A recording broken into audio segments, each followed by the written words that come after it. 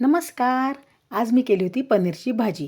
अगदी घरगुती स्टाईलनी केली होती घरातल्या साहित्यांपासून. मग त्याच्याकरता मी काय केलं, पॅनमध्ये कांदा, 2 कांदे, 2 टोमॅटो असे परतून घेतले तेलामध्ये. 4-5 काजू घातले आणि धने आणि जिरे एवढंच घातलं आणि थोडं परतून घेतलं. एक 2-3 मिनटं परतलं जरा कांद्याचा कलर बदलेपर्यंत आणि नंतर मिक्सरच्या भांड्यातून मी असं छान त्याला वाटून घेतलं. एका बाऊलमध्ये काढलं आणि त्याच्यामध्ये मग मसाले घातले. त्याच्यामध्ये अगदी घरगुती मसाले म्हणजे लाल तिखट घातलं, गरम मसाला घातला थोडासा, किचन किंग मसाला घातला आणि धने जिरे पावडर आणि माझ्याकडे पनीरचा मसाला होता थोडासा राहिलेला तो घातला. होता म्हणून घातला, नाही घातला तरी काही हरकत नाही. आणि दूध घातलं. दुधाने काय होतं, खूप छान असं क्रीमी होतं म्हणून दूध घातलं.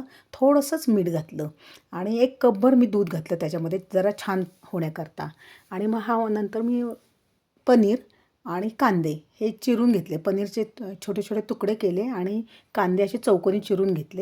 आणि ही सगळी तयारी झाल्यानंतर पॅनमध्ये पुन्हा तेल घेतलं, थोडंसं बटर घेतलं आणि तेल म्हणजे बटर जळू नये म्हणून तेल घातलं आणि ते कांदे परतून घेतले. थोडेसे परतल्यानंतर ते साईडला केले आणि मध्ये ती आत्ता जो मसाला केला होता तो घातला आणि छान परतून घेतला आणि त्याच्याचमध्ये थोडंसं पाणी घातलं. त्याच भांड्याला थोडंसं लागलेला होता ना मसाला, ते खळखळून पाणी घातलं आणि छान शिजवून घेतलं. आणि थोडंसं मला तिखट मीठ कमी वाटलं म्हणून थोडंसं परत वरून घातलं, लाल तिखट आणि मीठ, बस एवढंच घातलं.